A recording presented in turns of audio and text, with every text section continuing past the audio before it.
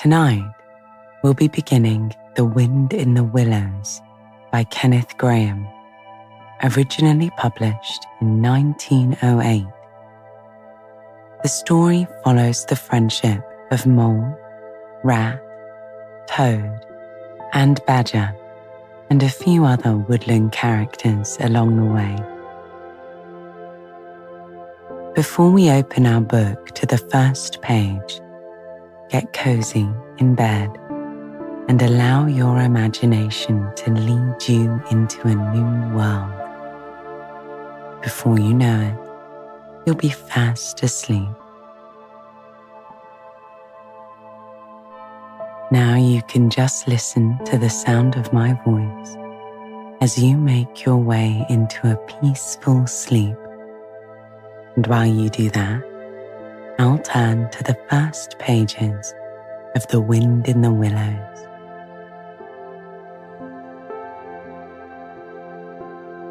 Chapter 1. The Riverbank. The mole had been working very hard all the morning, spring cleaning his little home.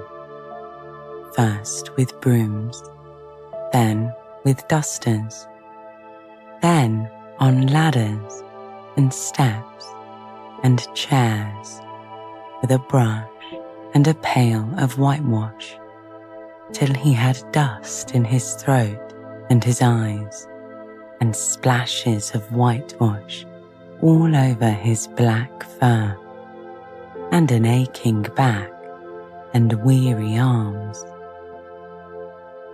Spring was moving in the air above, and in the earth below, and all around him, penetrating even his dark and lonely house, with its spirit of divine discontent and longing.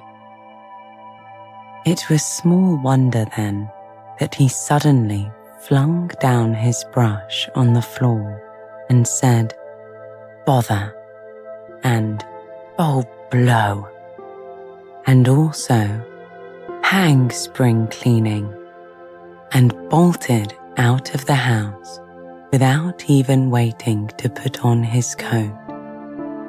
Something up above was calling him imperiously, and he made for the steep little tunnel which answered, in his case, to the gravelled carriage drive owned by animals whose residences are near to the sun and air.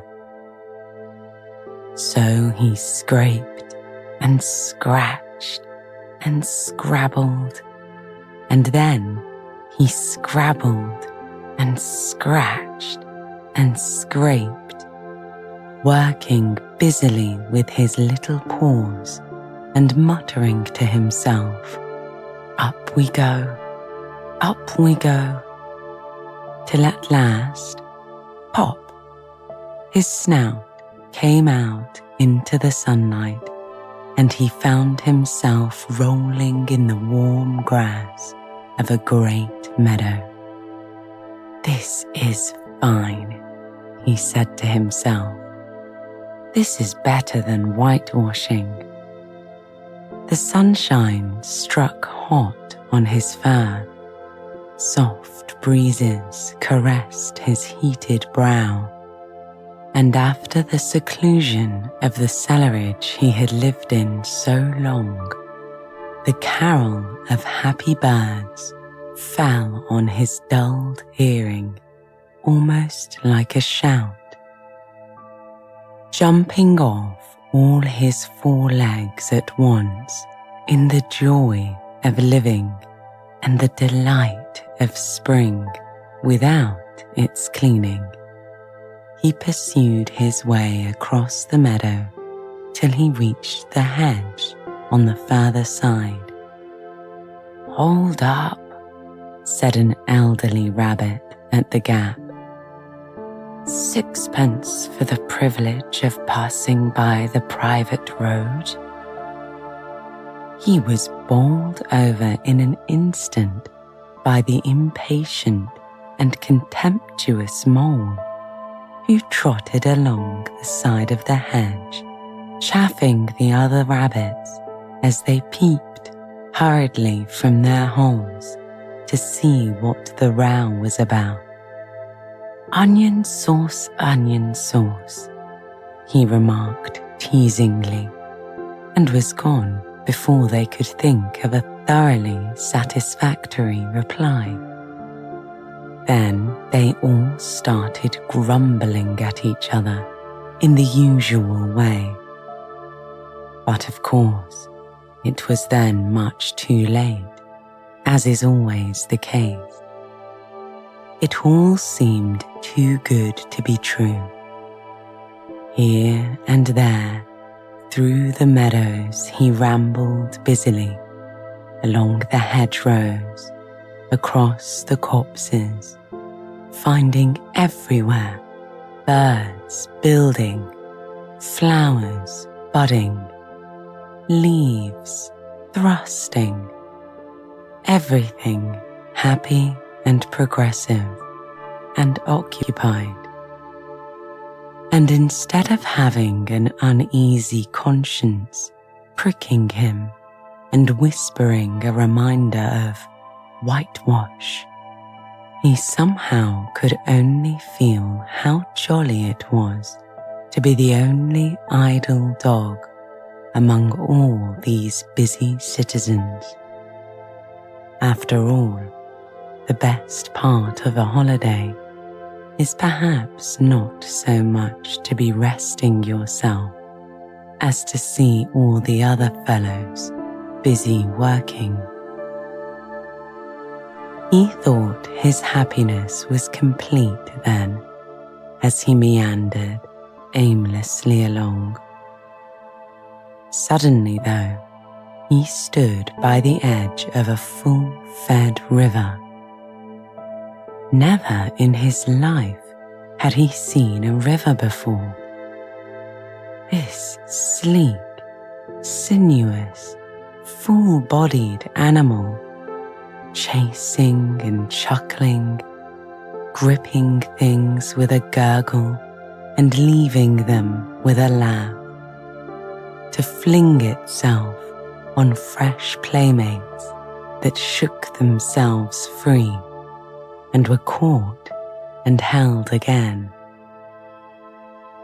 All was a shake and a shiver, glints and gleams and sparkles, rustle and swirl, chatter and bubble. The mole was bewitched, entranced, and fascinated. By the side of the river he trotted, as one trots when very small, by the side of a man who holds one spellbound by exciting stories. And when tired at last, he sat on the bank, while the river still chattered on to him, a babbling procession of the best stories in the world, sent from the heart of the earth to be told at last to the insatiable sea. As he sat on the grass and looked across the river, a dark hole in the bank opposite, just above the water's edge, caught his eye, and dreamily he fell to considering what a nice, snug dwelling place it would make for an animal with few wants and fond of a bijou riverside residence above flood level and remote from noise and dust. As he gazed, something bright and small seemed to twinkle in the heart of it, vanished, then twinkled once more like a tiny star. But it could hardly be a star in such an unlikely situation, and it was too glittering and small for a glowworm. Then, as he looked, it winked at him, and so declared itself to be an eye. A small face began gradually to grow up round it, like a frame round a picture. A brown little face with whiskers, a grave round face with the same twinkle in its eye that had first attracted his notice. Small, neat ears and thick, silky hair. It was the water rat. Then the two animals stood and regarded each other curiously. "Hello, Mole," said the water rat. "Hello, Rat," said the Mole. "Would you like to come over?" inquired the Rat presently.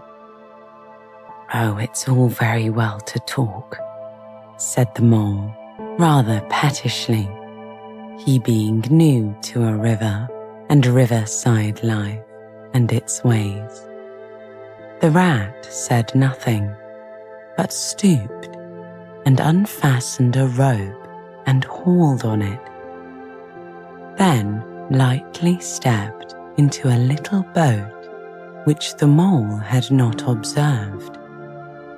It was painted blue outside and white within, and was just the size for two animals, and the Mole's whole heart went out to it at once, even though he did not yet fully understand its uses. The Rat sculled smartly across and made fast. Then he held up his forepaw as the Mole stepped gingerly down. "Lean on that," he said. "Now then, step lively." And the Mole, to his surprise and rapture, found himself actually seated in the stern of a real boat. "It has been a wonderful day," said he, as the Rat shoved off and took to the sculls again. "Do you know, I've never been in a boat before in all my life." "What?" said the Rat, open-mouthed. "Never been in a boat? Well, what have you been doing then? Is it so nice as all that?" asked the Mole shyly, though he was quite prepared to believe it as he leaned back in his seat and surveyed the cushions, the oars, the rowlocks, and all the fascinating fittings, and felt the boat sway lightly under him. "Nice? It's the only thing," said the Water Rat solemnly as he leaned forward for his stroke. "Believe me, my young friend, there is nothing, absolute nothing, half so much worth doing as simply messing about in boats." "Look ahead, Rat," said the Mole suddenly. It was too late. The boat struck the bank full tilt. The dreamer, the joyous oarsman, lay on his back at the bottom of the boat, his heels in the air. The Rat picked himself up with a pleasant laugh. "In or out of them, it doesn't matter," said the Rat. "Nothing seems really to matter. That's the charm of it. Whether you get away or whether you don't. Whether you arrive at your destination, or whether you reach somewhere else, or whether you never get anywhere at all, you're always busy and you never do anything in particular. And when you've done it, there's always something else to do. You can do it if you like, but you'd much better not. Look here, if you've really nothing else on hand this morning, supposing we drop down the river together and have a long day of it. The mole waggled his toes from sheer happiness and spread his chest with a sigh of full contentment and leaned back blissfully into the soft cushions. What a day I'm having, he said. Let us start at once. Hold hard a minute then, said the rat. He looped the painter through a ring in his landing stage, climbed up into his hole above, and after a short interval reappeared, staggering under a fat wicker luncheon basket. Shove that under your feet, he observed to the mole as he passed it down into the boat. Then he untied the painter and took the sculls again. What's inside? Asked the mole, wriggling with curiosity. There's cold chicken inside it, replied the rat briefly. Cold ham, cold beef, gherkin salad, fresh rolls, cress sandwiches, spotted meat, ginger beer, lemonade, and soda water. Oh, stop, stop, cried the mole in ecstasies. This is too much. Do you really think so? Inquired the rat seriously. It's only what I take on these little excursions, and the other animals are always telling me I'm a mean beast and cut it very fine. The mole never heard a word he was saying, absorbed in the new life he was entering upon, intoxicated with the sparkle, the ripple, the scents and the sounds and the sunlight. He trailed a paw in the water and dreamed long, waking dreams. The water rat, like the good little fellow he was, sculled steadily on and forbore to disturb him. I like your clothes awfully, old chap, he remarked after some half an hour or so had passed. I'm going to get a black velvet suit myself some day, as soon as I can afford it. I beg your pardon, said the mole, pulling himself together with an effort. You must think me very rude, but all this is so new to me. So this is a river. The river, corrected the rat. And you really live by the river, said the mole. What a jolly life. By it, and with it, and on it, and in it, said the rat. It's brother and sister to me, and aunts, and company, and food, and drink, and naturally washing. It's my world, and I don't want any other. What it hasn't got is not worth having, and what it doesn't know is not worth knowing. Lord, the times we've had together, whether in winter or summer, spring or autumn, it's always got its fun and excitements. When the floods are on in February and my cellars and basement are brimming with drink, that's no good to me. And the brown water runs by my best bedroom window. Or again, when it all drops away and shows patches of mud that smell like plum cake.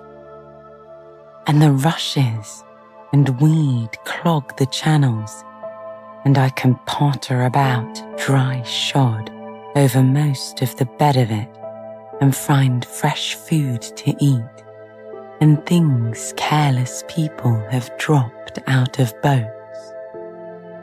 But isn't it a bit dull at times? The mole ventured to ask. Just you and the river, and no one else to pass a word with. No one else to pass a word with? Well, I mustn't be hard on you, said the rat with forbearance. You're new to it, and of course you don't know. The bank is so crowded nowadays that many people are moving away altogether. Oh no, it isn't what it used to be at all. Otters, kingfishers, dabchicks, moorhens, all of them about, all day long, and always wanting you to do something, as if a fellow had no business of his own to attend to. What lies over there? Asked the mole, waving a paw towards a background of woodland that darkly framed the water meadows on one side of the river. That? Oh, that's just the wild wood, said the rat shortly.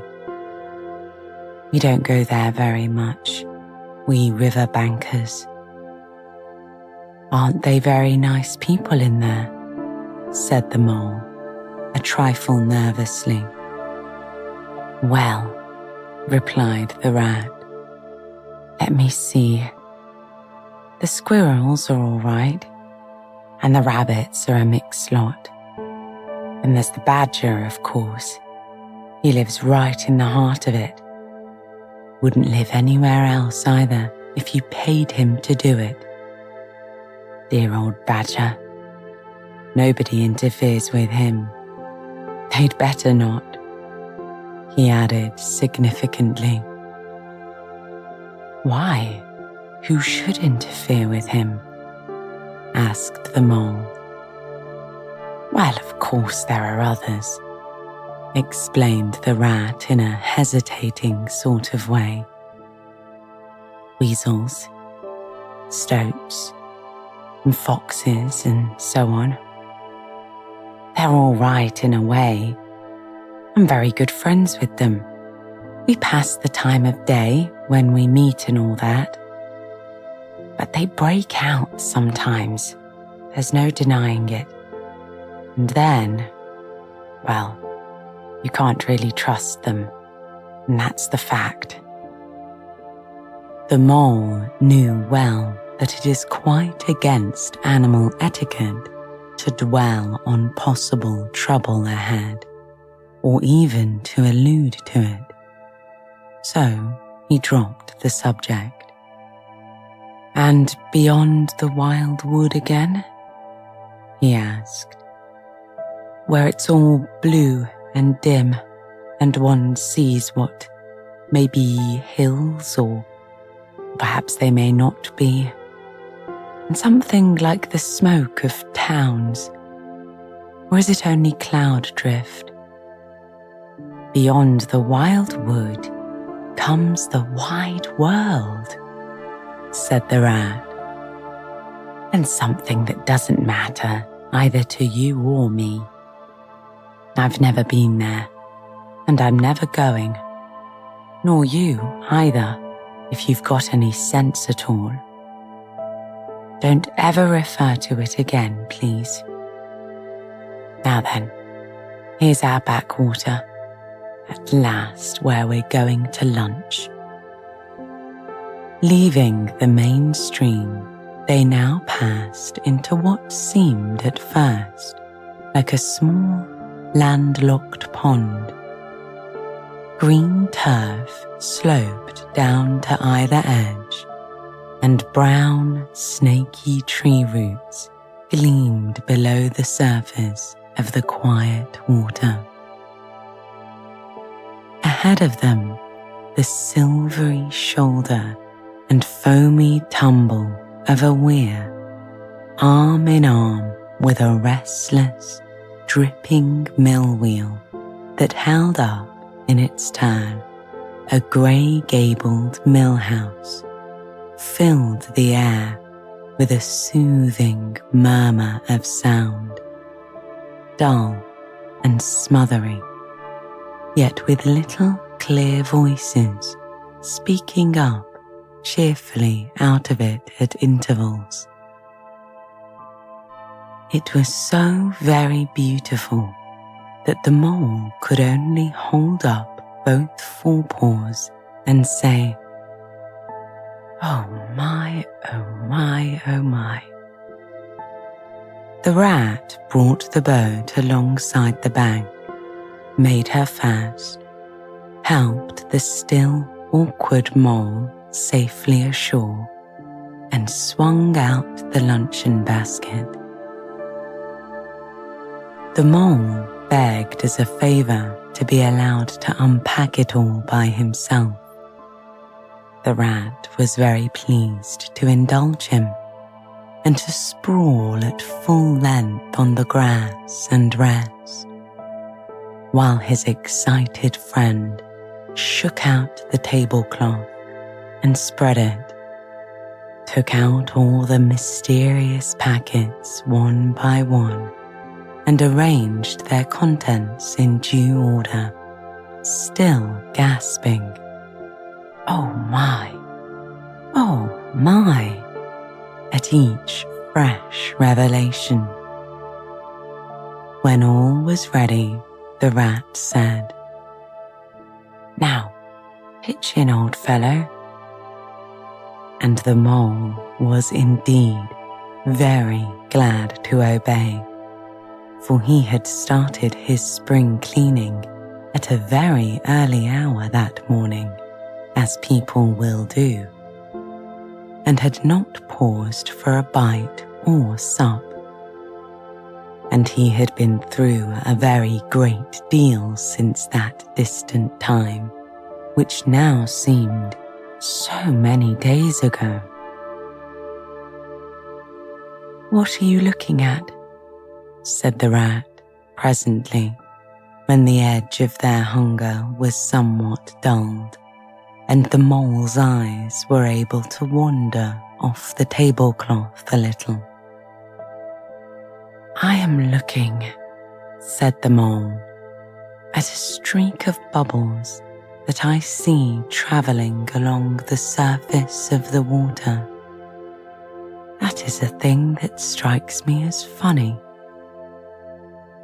"Bubbles?" said the rat, and chirruped cheerily in an inviting sort of way.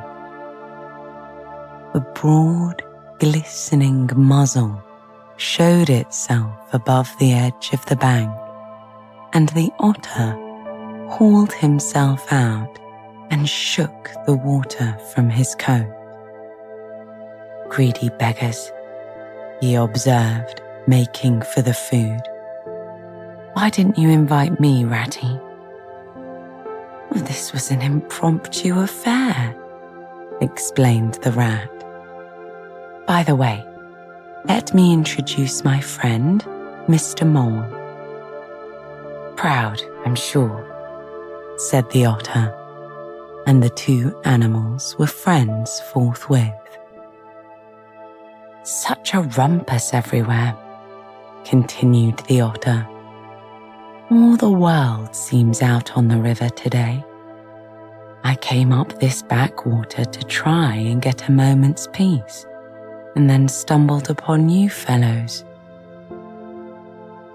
There was a rustle behind them, proceeding from a hedge wherein last year's leaves still clung thick, and a stripy head with high shoulders behind it peered forth on them. Come on, old badger, said the rat. The badger trotted forward a pace or two, then grunted, "Phew, company," and turned his back and disappeared from view. That's just the sort of fellow he is, observed the disappointed rat. Simply hates society. Now we shan't see any more of him today. Well, tell us, out on the river. A toad's out, for one, replied the otter, in his brand new wager boat, new togs, new everything. The two animals looked at each other and laughed. Once it was nothing but sailing, said the rat. Then he tired of that and took to punting. Nothing would please him but to punt all day and every day. And a nice mess he made of it. Last year it was houseboating, and we all had to go and stay with him in his houseboat and pretend we liked it. He was going to spend the rest of his life in a houseboat. It's all the same. Whatever he takes up, he gets tired of it and starts on something fresh. Such a good fellow, too, remarked the otter reflectively. But no stability, especially in a boat. From where they sat, they could get a glimpse of the main stream across the island that separated them. And just then, a wager boat flashed into view. The rower was a short, stout figure, splashing badly and rolling a good deal, but working his hardest. The rat stood up and hailed him, but Toad, for it was he, shook his head and settled sternly to his work. He'll be out of the boat in a minute if he rolls like that, said the rat, sitting down again. Of course he will, chuckled the otter. Did I ever tell you that good story about Toad and the lockkeeper? It happened this way. He began to recite his tale. An errant mayfly swerved unsteadily against the current in the intoxicated fashion affected by young bloods of mayflies seeing life. A swirl of water and a plop, and the mayfly was visible no more. Neither was the otter. The mole looked down. The voice was still in his ears, but the turf whereon he had sprawled was clearly vacant. Not an otter to be seen, as far as the distant horizon. But again, there was a streak of bubbles on the surface of the river. The rat hummed a tune, and the mole recollected that animal etiquette forbade any sort of comment on the sudden disappearance of one's friends at any moment, for any reason or no reason whatever. Well, said the rat. I suppose we ought to be moving. I wonder which of us had better pack the luncheon basket. Oh, please, let me, said the mole. So of course the rat let him. Packing the basket was not quite such pleasant work as unpacking the basket. It never is. But the mole was bent on enjoying everything. Just when he had got the basket packed and strapped up tightly, he saw a plate staring up at him from the grass. And when the job had been done again, the rat pointed out a fork which anybody ought to have seen. And last of all, behold the mustard pot, which he had been sitting on without knowing it. Still, somehow, the thing got finished at last, much loss of temper. The afternoon sun was getting low as the rat sculled gently homewards in a dreamy mood, murmuring poetry things over to himself and not paying much attention to the mole. But the mole was very full of lunch and self-satisfaction and pride, and already quite at home in a boat, or so he thought, and was getting a bit restless. And presently he said, "Ratty, please, I want to row now." The rat shook his head with a smile.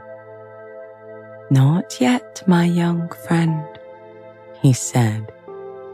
"Wait till you've had a few lessons. It's not so easy as it looks."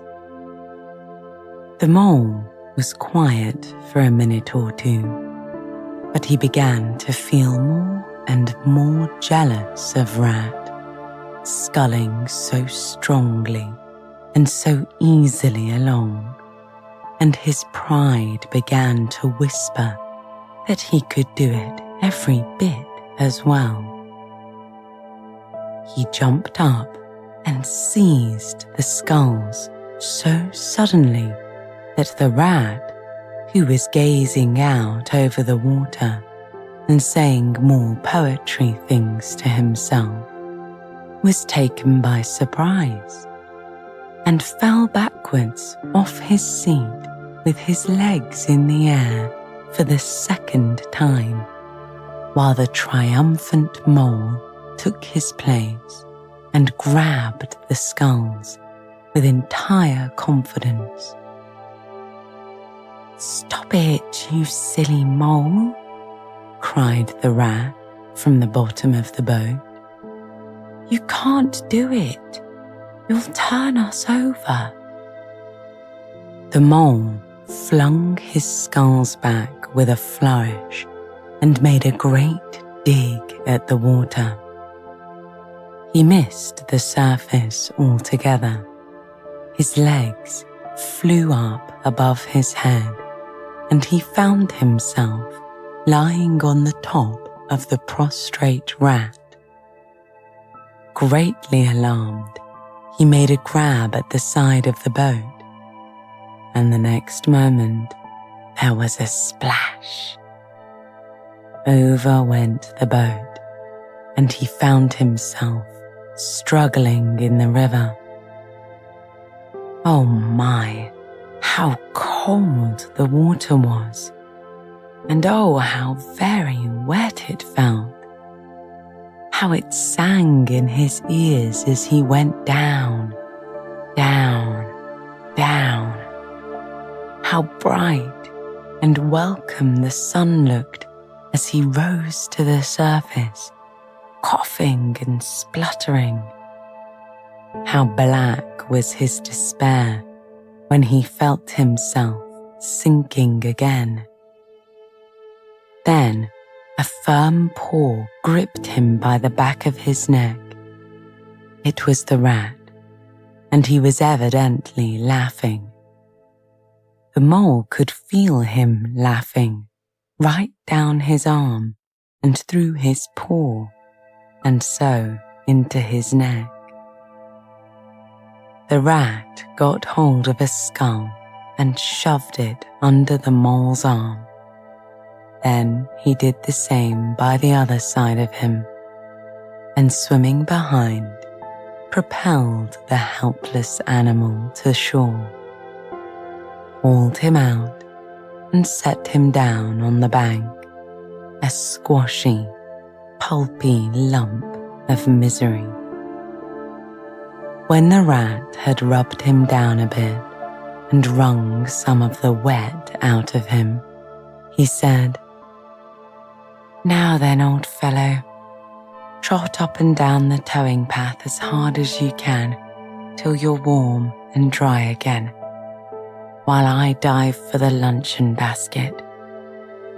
So the dismal mole, wet without and ashamed within, trotted about till he was fairly dry, while the rat plunged into the water again, recovered the boat, righted her, and made her fast, fetching his floating property to shore by degrees, and finally dived successfully for the luncheon basket and struggled to land with it.